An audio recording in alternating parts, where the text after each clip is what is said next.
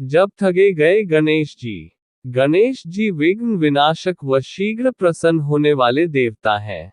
अगर कोई सच्चे मन से गणेश जी की वंदना करता है, तो गौरीनंदन तुरंत प्रसन्न होकर उसे आशीर्वाद प्रदान करते हैं। वैसे भी गणेश जी जिस स्थान पर निवास करते हैं, उनकी दोनों पत्नियां रिद्धि तथा सिद्धि भी उनके साथ रहती हैं। उनके दोनों पुत्र शुभ व लाभ का आगमन भी गणेश जी के साथ ही होता है। कभी कभी तो भक्त भगवान को असमंजस में डाल देते हैं।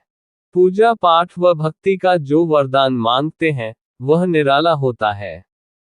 काफी समय पहले की बात है, एक गांव में एक अंधी बुढ़िया रहती थी। वह गणेश जी की परम भक्त थी। आंखों से भले ही दिखाई नहीं देता था, परंतु वह सुबह शाम गणेश जी की बंदगी में मग्न रहती। नित्य गणेश जी की प्रतिमा के आगे बैठकर उनकी स्तुति करती, भजन गाती व समाधि में लीन रहती। गणेश जी बुढ़िया की भक्ति से बड़े प्रसन्न हुए। उन्होंने सोचा, ये बुढ़िया नित्य हमारा स्मरण करती है, परंतु बदले में कभी कुछ नहीं मांगती। भक्ति का फल तो उसे मिलना ही चाहिए। ऐसा सोचकर गणेश जी एक दिन बुढ़िया के सम्मुख प्रकट हुए तथा बोले, माए, तुम हमारी सच्ची भक्त हो। जिस श्रद्धा व विश्वास से हमारा स्मरण करती हो, हम उससे प्रसन्न हैं। अतः तुम जो वरदान चाहो, हमसे मांग सकती हो। बुढ़िया बोली, प्रभो, मैं तो आपकी भक्ति प्रेम भाव से करती हूँ। मांगने का तो मैंने कभी सोचा ही नहीं, अतः मुझे कुछ नहीं चाहिए। गणेश जी पुनः बोले, हम वरदान देने के लिए आए हैं। बुढ़िया बोली, हे सर्वेश्वर, मुझे मांगना तो नहीं आता। अगर आप कहें, तो मैं कल मांग लूंगी। तब तक मैं अपने बेटे व बहू से भी सलाह मशविरा कर लूंगी। गणेश जी कल आने का वादा करके वापस लौट गए। बुढ़िया का एक पुत्र व बहू थे। बुढ़िया ने सारी बात उन्हें बताकर सलाह मांगी। बेटा बोला, माँ, तुम गणेश जी से ढेर सारा पैसा मांग लो। हमारी गरीबी दूर हो जाएगी। सब सुख चैन से रहेंगे। बुढ़िया की बहू बोली, नहीं, आप एक सुंदर पोते का वरदान मांगे। वंश को आगे बढ़ाने वाला भी तो चाहिए। बुढ़िया बेटे और बहू की बातें सुनकर असमंजस में पड़ गई। उसने सोचा, ये दोनों तो अपने अपने मतलब की बातें कर रहे हैं। बुढ़िया ने पड़ोसियों से सलाह लेने का मन बनाया। पड़ोसन भी नेक दिल थी। उसने बुढ़िया को समझाया कि तुम्हारी सारी जिंदगी दुखों में कटी है। अब जो थोड़ा जीवन बचा है, वह तो सुख से व्यतीत हो जाए। धन अथवा पोते का तुम क्या करोगी?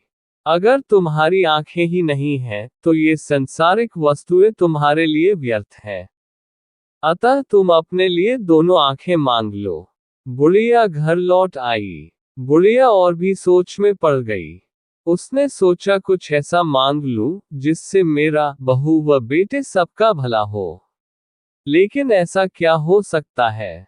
इसी उधेड़पुन में सारा दिन व्यतीत हो गया। बुढ़िया कभी कुछ मांगने का मन बनाती, तो कभी कुछ, परंतु कुछ भी निर्धारित न कर सकी। दूसरे दिन गणेश जी पुनः प्रकट हुए तथा बोले, आप जो भी मांगेंगे, वह हमारी कृपा से हो जाएगा। ये हमारा वचन है। गणेश जी के पावन वचन सुनकर बुढ़िया बोली, हे गणराज, यदि आप मुझसे प्रसन्न हैं, तो कृपया मुझे मन इच्छित वरदान दीजिए। मैं अपने पोते को सोने के गिलास में दूध पीते देखना चाहती हूँ। बुढ़िया की बातें सुनकर गणेश जी उसकी सादगी व सरलता पर मुस्कुरा दिए। बोले, तुमने तो मुझे ठग ही लिया है। मैंने तुम्हें एक वरदान मांगने के लिए बोला था, परंतु तुमने तो एक वरदान में ही सब कुछ मांग लिया। तुमने अपने लिए लंबी उम्र तथा दोनों आंखें मांग ली हैं। बेटे के लिए धन व बहू के लिए पोता भी मांग लिया। पोता होगा, ढेर सारा पैसा होगा, तभी तो वह सोने के गिलास में दूध पिएगा। पोते को देखने के लिए तुम जिंदा रहोगी, तभी तो देख पाओगी। अब देखने के लिए दो आंखें भी देनी ही पड़ेंगी। फिर भी वह बोले, जो तुमने मांगा, वे सब सत्य होगा। यूं कहकर गणेश जी अंतर्ध्यान हो गए। कुछ समय पाकर गणेश जी की कृपा से बुढ़िया के घर पोता हुआ।